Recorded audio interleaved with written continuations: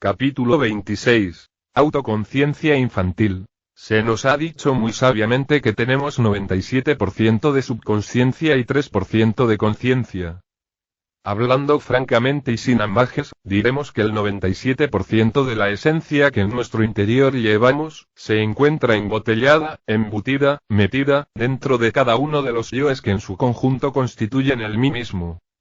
Obviamente la esencia o conciencia enfrascada entre cada yo, se procesa en virtud de su propio condicionamiento.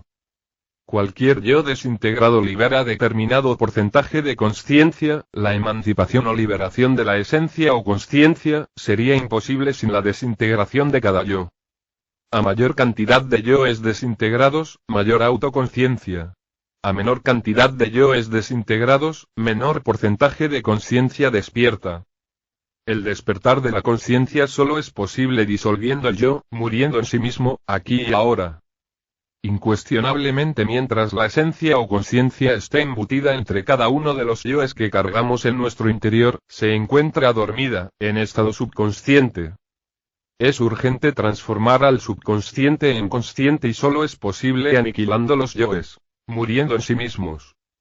No es posible despertar sin haber muerto previamente en sí mismos. Quienes intentan despertar primero para luego morir, no poseen experiencia real de lo que afirman, marchan resueltamente por el camino del error. Los niños recién nacidos son maravillosos, gozan de plena autoconciencia. Se encuentran totalmente despiertos. Dentro del cuerpo del niño recién nacido se encuentra reincorporada la esencia y eso da a la criatura su belleza. No queremos decir que el 100% de la esencia o conciencia esté reincorporada en el recién nacido, pero sí el 3% libre que normalmente no está enfrascado entre los yoes. Sin embargo, ese porcentaje de esencia libre reincorporado entre el organismo de los niños recién nacidos, les da plena autoconciencia, lucidez, etc.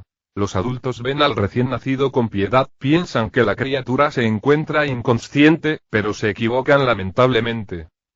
El recién nacido ve al adulto tal como en realidad es, inconsciente, cruel, perverso, etc. Los yoes del recién nacido van y vienen, dan vueltas alrededor de la cuna, quisieran meterse entre el nuevo cuerpo, pero debido a que el recién nacido aún no ha fabricado la personalidad, todo intento de los yoes para entrar en el nuevo cuerpo, resulta algo más que imposible. A veces las criaturas se espantan al ver a esos fantasmas o yoes que se acercan a su cuna y entonces gritan, lloran, pero los adultos no entienden esto y suponen que el niño está enfermo o que tiene hambre o sed. Tal es la inconsciencia de los adultos. A medida que la nueva personalidad se va formando, los yoes que vienen de existencias anteriores, van penetrando poco a poco en el nuevo cuerpo. Cuando ya la totalidad de los yoes se ha reincorporado, aparecemos en el mundo con esa horrible fealdad interior que nos caracteriza. Entonces andamos como sonámbulos por todas partes. Siempre inconscientes, siempre perversos. Cuando morimos, tres cosas van al sepulcro. 1. El cuerpo físico. 2. El fondo vital orgánico. 3. La personalidad. El fondo vital, cual fantasma se va desintegrando poco a poco, frente a la fosa sepulcral a medida que el cuerpo físico se va también desintegrando. La personalidad es subconsciente o infraconsciente, entra y sale del sepulcro cada vez que quiere, se alegra cuando los dolientes le llevan flores, ama a sus familiares y se va disolviendo muy lentamente hasta convertirse en polvareda cósmica. Eso que continúa más allá del sepulcro es el ego, el yo pluralizado, el mí mismo, un montón de diablos dentro de los cuales se encuentra enfrascada la esencia, la consciencia, que a su tiempo y a su hora retorna, se reincorpora. Resulta lamentable que al fabricarse la nueva personalidad del niño, se reincorporen también los yoes. Capítulo 27. El publicano y el fariseo. Reflexionando un poco sobre las diversas circunstancias de la vida, bien vale la pena comprender seriamente las bases sobre las cuales descansamos. Una persona descansa sobre su posición, otra sobre el dinero, aquella sobre el prestigio, esto otra sobre su pasado, es otra sobre tal o cual título, etcétera, etcétera, etcétera. Lo más curioso es que todos, ya sea rico o mendicante, necesitamos de todos y vivimos de todos, aunque estemos inflados de orgullo y vanidad. Pensemos por un momento en lo que puedan quitarnos. ¿Cuál sería nuestra suerte en una revolución de sangre y aguardiente? ¿En qué quedarían las bases sobre las cuales descansamos? Ay de nosotros, nos creemos muy fuertes y somos espantosamente débiles. El yo que siente en sí mismo la base sobre la que descansamos, debe ser disuelto si es que en realidad anhelamos la auténtica bienaventuranza. Tal yo subestima a las gentes, se siente mejor que todo el mundo, más perfecto en todo, más rico, más inteligente, más experto en la vida, etc. Resulta muy oportuno citar ahora aquella parábola de Jesús el Gran Kabir, acerca de los hombres que oraban. Fue dicha a unos que confiaban en sí mismos como justos, y menospreciaban a los otros. Jesús el Cristo, dijo: 2 hombres subieron al templo a orar. Uno era fariseo y el otro publicano. El fariseo, puesto en pie, oraba consigo mismo de esta manera: Dios, te doy gracias porque no soy como los demás hombres, ladrones, injustos, adúlteros, ni aun como este publicano. Ayuno 2 veces a la semana, doy diezmo de todo lo que gano. Mas el publicano, estando lejos, no quería ni alzar los ojos al cielo, sino que se golpeaba el pecho diciendo: Dios, sé propicio a mí, pecador. Os digo que éste descendió a su casa justificado antes el otro. Porque cualquiera que se enaltece será humillado, y el que se humilla será enaltecido. Lucas XV, 10-14. Empezar a darse cuenta de la propia nadidad y miseria en que nos encontramos, es absolutamente imposible en tanto exista en nosotros el concepto ese del más.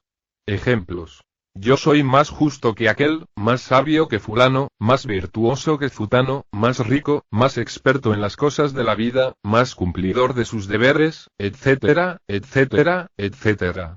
No es posible pasar a través del ojo de una aguja mientras seamos ricos, mientras en nosotros exista ese complejo del más. Es más fácil pasar un camello por el ojo de una aguja, que entrar un rico en el reino de Dios. Eso de que mi escuela es la mejor y que la de mi prójimo no sirve. Eso de que mi religión es la única verdadera y que todas las demás son falsas y perversas. Eso de que la mujer de fulano es una pésima esposa y de que la mía es una santa. Eso de que mi amigo Roberto es un borracho y que yo soy un hombre muy juicioso y abstemio, etcétera, etcétera, etcétera, es lo que nos hace sentirnos ricos. Motivo por el cual somos todos los camelos de la parábola bíblica con relación al trabajo esotérico. Es urgente autoobservarnos de momento en momento con el propósito de conocer claramente los fundamentos sobre los que descansa. Cuando uno descubre aquello que más le ofende en un instante dado, la molestia que le dieron por tal o cual cosa, entonces descubre las bases sobre las cuales descansa psicológicamente. Tales bases constituyen, según el Evangelio cristiano, las arenas sobre las cuales edificó su casa. Es necesario anotar cuidadosamente cómo y cuándo al título o a la posición social o a la experiencia adquirida o al dinero, etcétera, etcétera, etcétera. Grave es sentirse uno rico, superior a fulano o a zutano por tal o cual motivo. Gente así no puede entrar al reino de los cielos. Bueno es descubrir en qué se siente uno halagado, en qué es satisfecha su vanidad, esto vendrá a mostrarnos los fundamentos sobre los que nos apoyamos. Sin embargo, tal clase de observación no debe ser cuestión meramente teórica, debemos ser prácticos y observarnos cuidadosamente en forma directa, de instante en instante. Cuando uno comienza a comprender su propia miseria y nadidad, cuando abandona los delirios de grandeza, cuando descubre la necedad de tantos títulos, honores y vanas superioridades sobre nuestros semejantes, es señal inequívoca de que ya empieza a cambiar.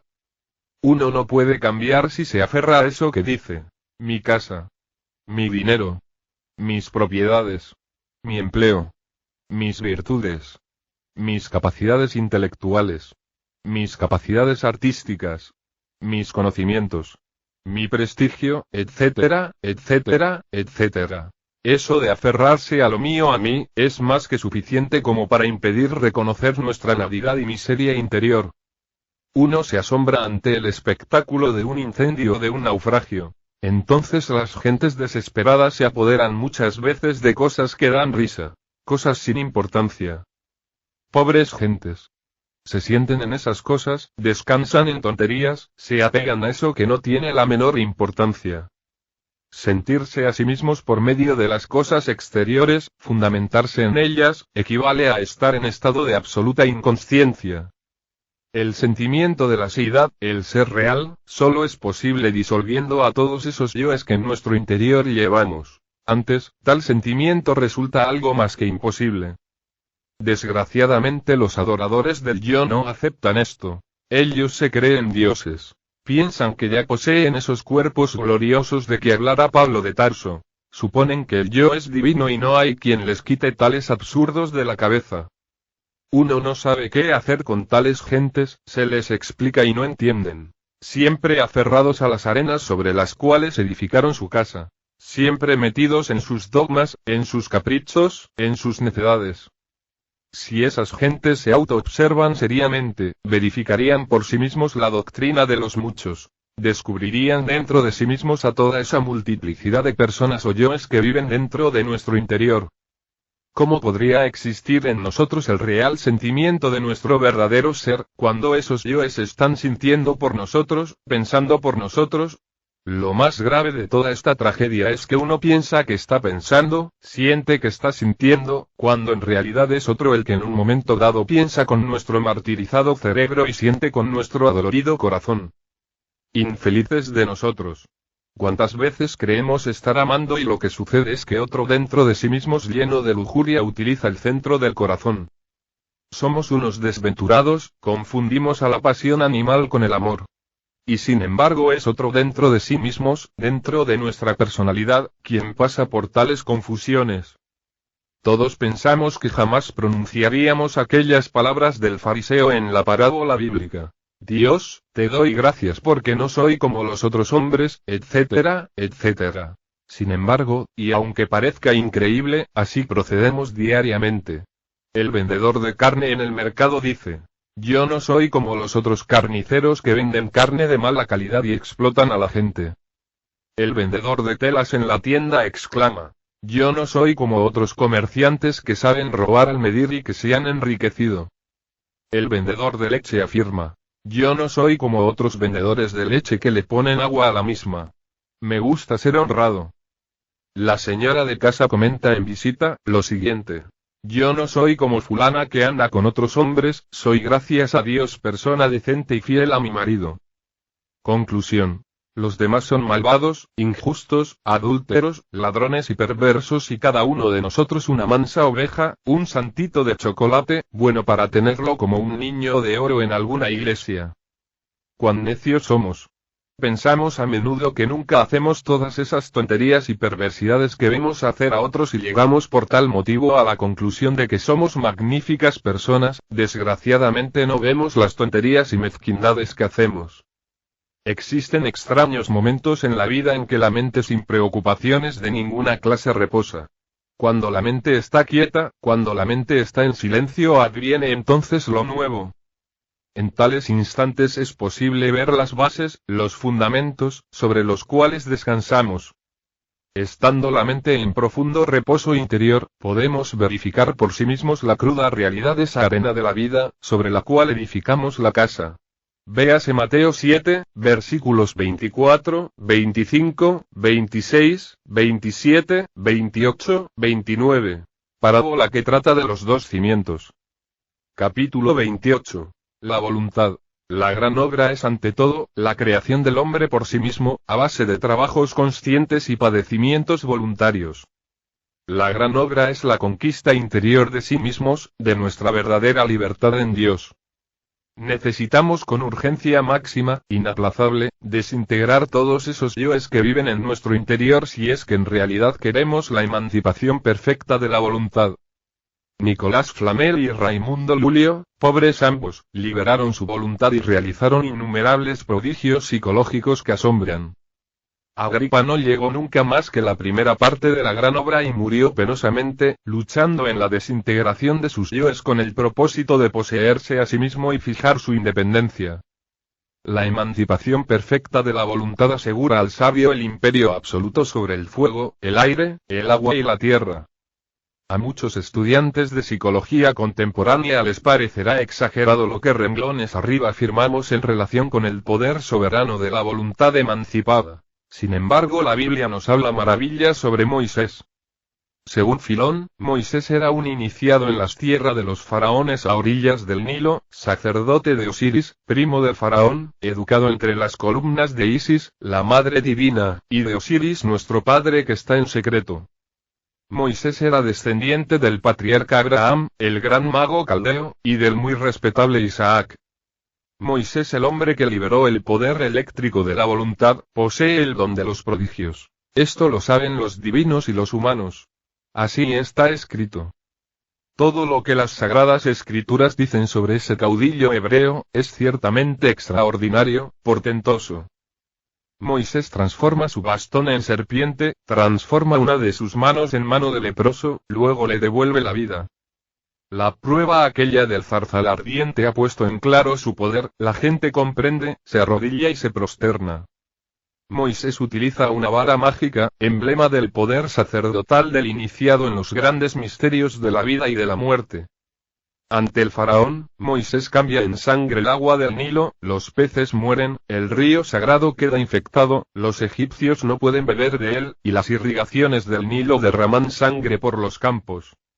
Moisés hace más. Logra que aparezcan millonadas de ranas desproporcionadas, gigantescas, monstruosas, que salen del río e invaden las casas. Luego, bajo su gesto, indicador de una voluntad libre y soberana, aquellas ranas horribles desaparecen. Mas como el faraón no deja libre a los israelitas, Moisés obra nuevos prodigios. Cubre la tierra de suciedad, suscita nubes de moscas asqueantes e inmundas, que después se da el lujo de apartar. Desencadena la espantosa peste, y todos los rebaños, excepto los de los judíos, mueren. Cogiendo hollín del horno, dicen las sagradas escrituras, lo tira al aire y, cayendo sobre los egipcios, les causa pústulas y úlceras. Extendiendo su famoso bastón mágico, Moisés hace llover un granizo del cielo que en forma inclemente destruye y mata. A continuación hace estallar el rayo flamígero, retumba el trueno aterrador y llueve espantosamente, luego con un gesto devuelvo la calma. Sin embargo el faraón continúa inflexible. Moisés, con un golpe tremendo de su vara mágica, hace surgir como por encanto nubes de langostas, luego viene tinieblas. Otro golpe con la vara y todo retorna al orden original. Muy conocido es el final de todo aquel drama bíblico del Antiguo Testamento. Interviene Jehová, hace morir a todos los primogénitos de los egipcios y al faraón no le queda más remedio que dejar marchar a los hebreos. Posteriormente Moisés se sirve de su vara mágica para hender las aguas del Mar Rojo y atravesarlas a pie seco. Cuando los guerreros egipcios se precipitan por allí persiguiendo a los israelitas, Moisés con un gesto, hace que las aguas se vuelvan a cerrar tragándose estas a los perseguidores. Incuestionablemente muchos pseudo-ocultistas al leer todo esto, quisieran hacer lo mismo, tener los mismos poderes de Moisés, sin embargo esto resulta algo más que imposible en tanto la voluntad continúe embotellada entre todos y cada uno de esos yoes que en los distintos trasfondos de nuestra psiquis cargamos. La esencia embutida entre el mí mismo es el genio de la lámpara de Aladino, anhelando libertad, libre tal genio, puede realizar prodigios. La esencia es voluntad-conciencia desgraciadamente procesándose en virtud de nuestro propio condicionamiento. Cuando la voluntad se libera, entonces se mezcla o funciona integrándose así con la voluntad universal, haciéndose por esto soberana. La voluntad individual fusionada con la voluntad universal, puede realizar todos los prodigios de Moisés. Existen tres clases de actos. A. Aquellos que corresponden a la ley de los accidentes. B. Esos que pertenecen a la ley de recurrencia, hechos siempre repetidos en cada existencia. C. Acciones determinadas intencionalmente por la voluntad consciente. Incuestionablemente solo gentes que hayan liberado su voluntad mediante la muerte del mí mismo, podrán realizar actos nuevos nacidos de su libre albedrío. Los actos comunes y corrientes de la humanidad son siempre el resultado de la ley de recurrencia o el mero producto de accidentes mecánicos. Quien posee voluntad libre de verdad, puede originar nuevas circunstancias. Quien tiene su voluntad embotellada entre el yo pluralizado, es víctima de las circunstancias. En todas las páginas bíblicas existe un despliegue maravilloso de alta magia, videncia, profecía, prodigios, transfiguraciones, resurrección de muertos, ya por insuflación o por imposición de manos o por la mirada fija sobre el nacimiento de la nariz, etcétera, etcétera, etcétera. Abunda en la Biblia el masaje, el aceite sagrado, los pases magnéticos, la lectura del pensamiento ajeno, los transportes, las apariciones, las palabras venidas del cielo, etcétera, etcétera, verdaderas maravillas de la voluntad consciente liberada, emancipada, soberana.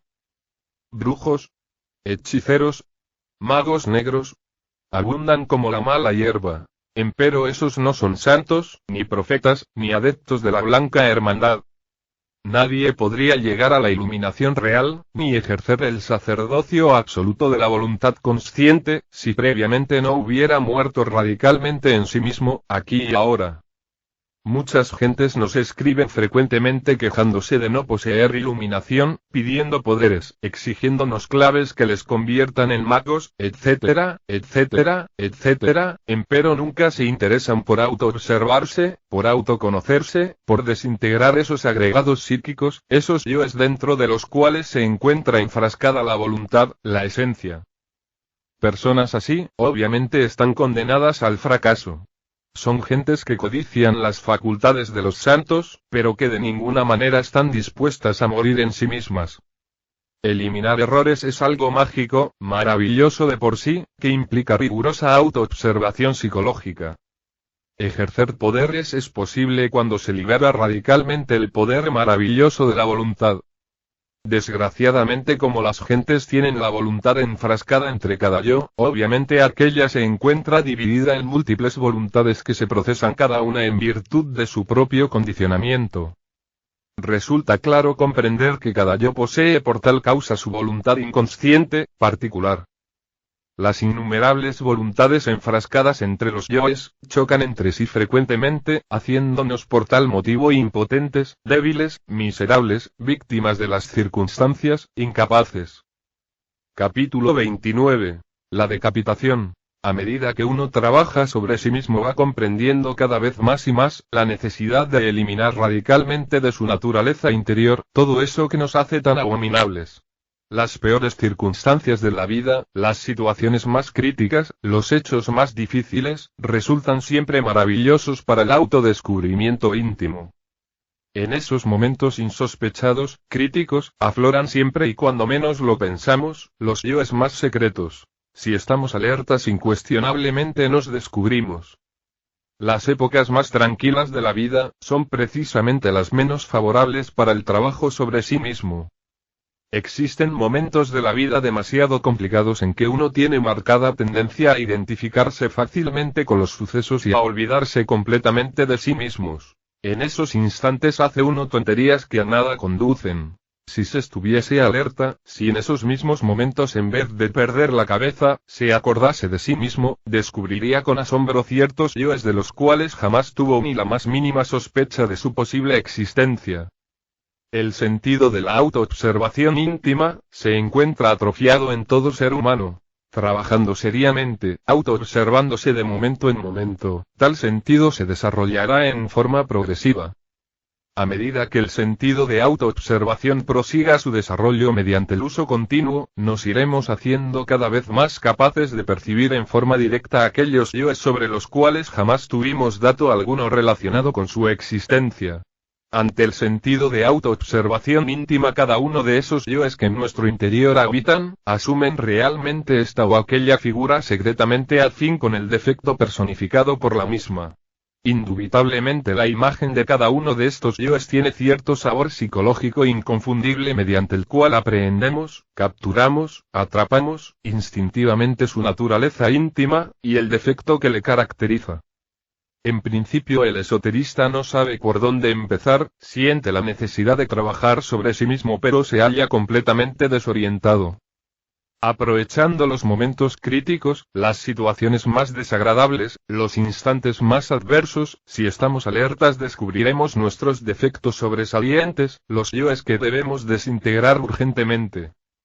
A veces puede empezarse por la ira o por el amor propio, o por el desdichado segundo de lujuria, etcétera, etcétera, etcétera.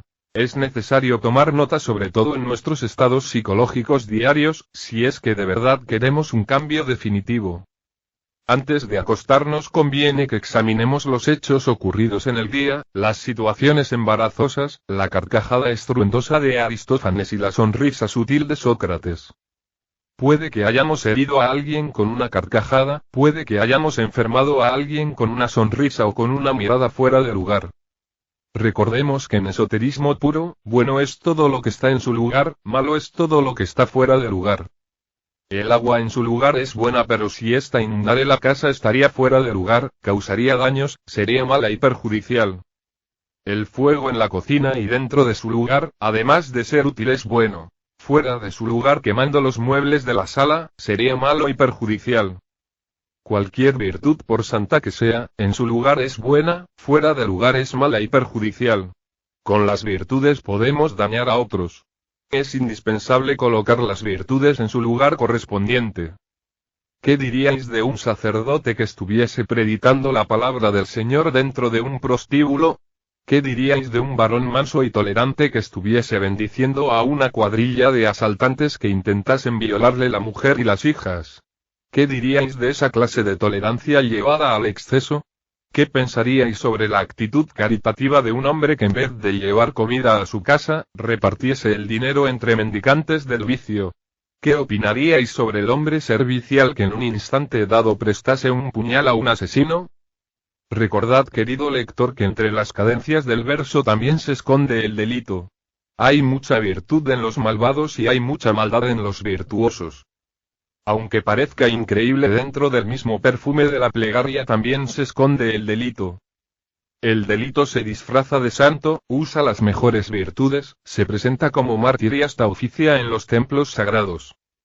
A medida que el sentido de la autoobservación íntima se desarrolla en nosotros mediante el uso continuo, podremos ir viendo todos esos yoes que sirven de fundamento básico a nuestro temperamento individual, ya sea este último, sanguíneo o nervioso, flemático o bilioso.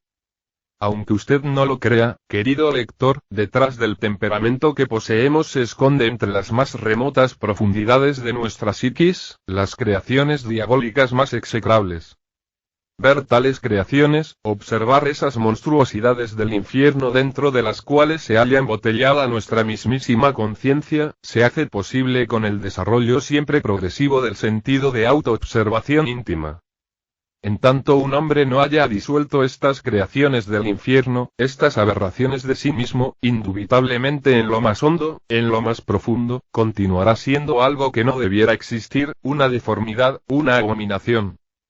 Lo más grave de todo esto es que el abominable no se da cuenta de su propia abominación, se cree bello, justo, buena persona, y hasta se queja de la incomprensión de los demás, lamenta la ingratitud de sus semejantes, dice que no lo entienden, y ora afirmando que le deben, que le han pagado con moneda negra, etcétera, etcétera, etcétera. El sentido de la autoobservación íntima nos permite verificar por sí mismos y en forma directa el trabajo secreto mediante el cual en tiempo dado estamos disolviendo tal o cual yo, tal o cual defecto psicológico, posiblemente descubierto en condiciones difíciles y cuando menos lo sospechábamos. ¿Habéis pensado tú alguna vez en la vida sobre lo que más os agrada o desagrada? ¿Tú, habéis reflexionado sobre los resortes secretos de la acción? ¿Por qué queréis tener una bella casa? ¿Por qué deseáis tener un coche último modelo? ¿Por qué queréis estar siempre a la última moda? ¿Por qué codiciáis no ser codicioso?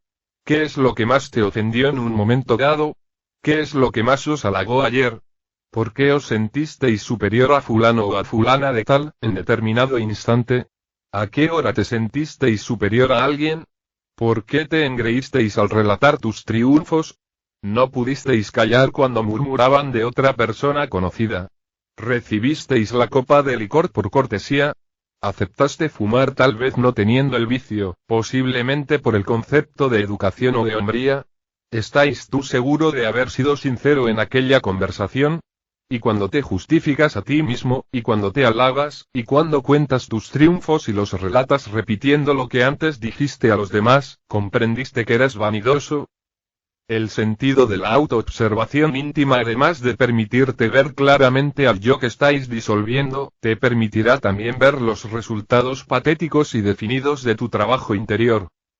En principio, estas creaciones del infierno, estas aberraciones psíquicas que desgraciadamente te caracterizan, son más feas y monstruosas que las bestias más horrendas que existen en el fondo de los mares o en las selvas más profundas de la tierra. Conforme avancéis en vuestro trabajo podéis evidenciar mediante el sentido de autoobservación interior el hecho sobresaliente de que aquellas abominaciones van perdiendo volumen, se van empequeñeciendo. Resulta interesante saber que tales bestialidades, conforme decrecen en tamaño, conforme pierden volumen y se empequeñecen, ganan en belleza, asumen lentamente la figura infantil. Por último se desintegran, se convierten en polvareda cósmica, entonces la esencia enfrascada, se libera, se emancipa, despierta. Indubitablemente la mente no puede alterar fundamentalmente ningún defecto psicológico. Obviamente el entendimiento puede darse el lujo de rotular un defecto con tal o cual nombre, de justificarlo, de pasarlo de un nivel a otro, etc., mas no podría por sí mismo aniquilarlo, desintegrarlo. Necesitamos urgentemente de un poder flamígero superior a la mente, de un poder que sea capaz por sí mismo de reducir tal o cual defecto psicológico a mera polvareda cósmica.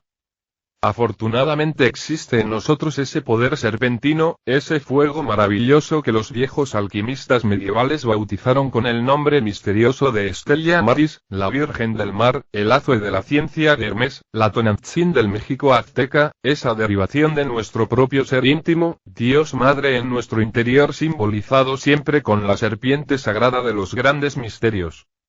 Si después de haber observado y comprendido profundamente tal o cual defecto psicológico, tal o cual yo, suplicamos a nuestra Madre Cósmica particular, pues cada uno de nos tiene la suya propia, desintegre, reduzca a polvareda cósmica, este o aquel defecto, aquel yo, motivo de nuestro trabajo interior, podéis estar seguro de que el mismo perderá volumen y lentamente se irá pulverizando. Todo esto implica naturalmente sucesivos trabajos de fondo, siempre continuos, pues ningún yo puede ser desintegrado jamás instantáneamente. El sentido de autoobservación íntima podrá ver el avance progresivo del trabajo relacionado con la abominación que nos interese verdaderamente desintegrar. Stella Maris, aunque parezca increíble, es la asignatura astral de la potencia sexual humana. Obviamente Stella Maris tiene el poder efectivo para desintegrar las aberraciones que en nuestro interior psicológico cargamos.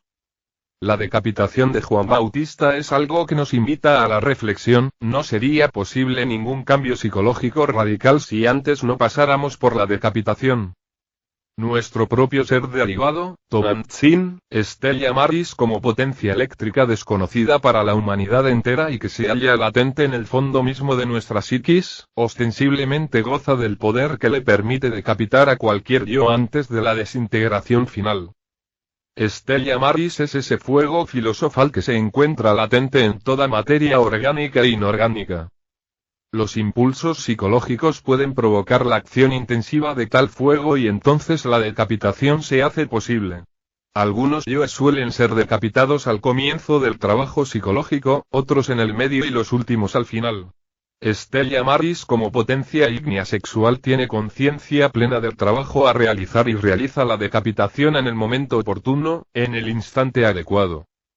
En tanto no se haya producido la desintegración de todas estas abominaciones psicológicas, de todas estas lascivias, de todas estas maldiciones, robo, envidia, adulterio secreto o manifiesto, ambición de dinero o de poderes psíquicos, etc., aun cuando nos creamos personas honorables, cumplidoras de la palabra, sinceras, corteses, caritativas, hermosas en el interior, etc., obviamente no pasaremos de ser más que sepulcros blanqueados, hermosos por fuera más por dentro llenos de asqueante podredumbre. La erudición libresca, la pseudosapiencia, la información completa sobre las sagradas escrituras, ya sean estas de Oriente o de Occidente, del Norte o del Sur, el pseudo-ocultismo, el pseudo-esoterismo, la absoluta seguridad de estar bien documentados, el sectarismo intransigente con pleno convencimiento, etc., de nada sirve porque en realidad solo existe en el fondo eso que ignoramos, creaciones del infierno, maldiciones, monstruosidades que se esconden esconden tras la cara bonita, tras el rostro venerable, bajo el ropaje santísimo del líder sagrado, etc.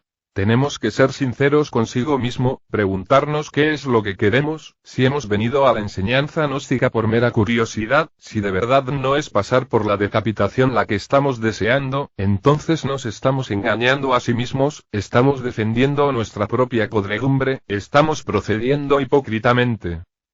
En las escuelas más venerables de la sapiencia esotérica y del ocultismo existen muchos equivocados sinceros que de verdad quieren autorrealizarse pero que no están dedicados a la desintegración de sus abominaciones interiores. Son muchas las gentes que suponen que mediante las buenas intenciones es posible llegar a la santificación.